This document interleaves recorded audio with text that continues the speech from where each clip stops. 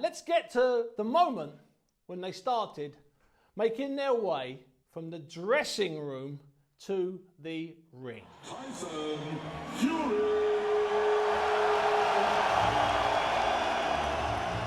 Tyson, it was a fantastic reception.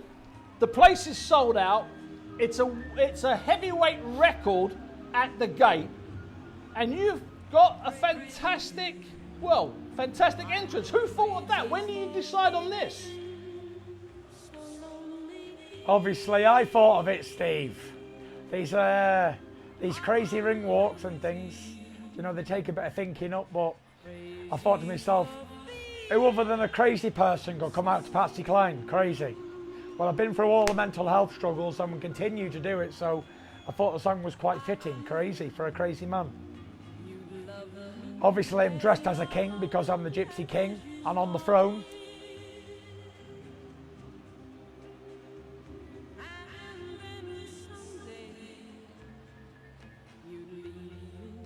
When you're standing there, Tyson, how aware are you? How aware are you of the fans around you? Or are you in a zone just spelting out Patsy Cline and waiting? Or can you see them? Can you hear what they're shouting at you?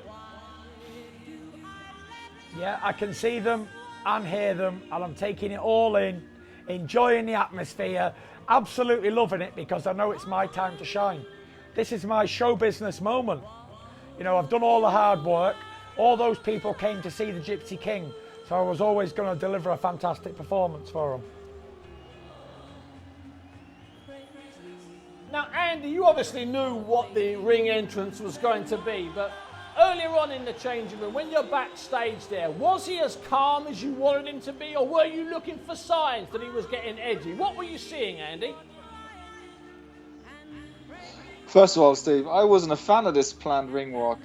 When Tyson mentioned it to us about 3 or 4 weeks before the fight in the kitchen, I said, that's never going to work. It's crazy. So I actually went out ahead of Tyson and got in the ring and said, okay, let's see how this works. But I have to say, it was probably the greatest ring entrance I've ever seen. And you can see Tyson, as he said, he's just in the moment and he's present and he's just ready to do it. And listen, the day of the fight, Tyson was so calm, and it was just like, you wouldn't think he was about to fight for the heavyweight championship of the world. He was just relaxed as you could be. We had a few people over to the house. We watched a couple of movies. He ate his dinner. And then he was like, let's go do this. And he was as cool as a fan. Came to the arena in a Rolls Royce. And like, he's got the perfect mindset for a fighter. Like, he takes these big moments like these, the big moments, he takes them very light. And he's in the moment, he's present. But all the small things, like his hydration, like his food, like his sleep, like his training, he takes them very serious, and that's the absolute perfect attitude for a fighter. And here we see Wilder coming in, Andy and Tyson. As good as Tyson was, this guy's wearing a suit that maybe weighed 50 pounds that he hadn't tried on, and it was one of his reasons, one of his excuses later on. What did you think, Tyson, when you first got a glimpse of that ridiculous outfit?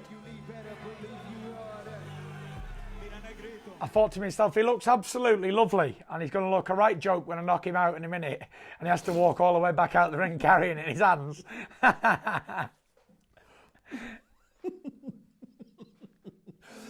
And Andy, what about you? Because looking back on it, looking at real geniuses after the event, but looking at it, it just looks cumbersome. It looks heavy.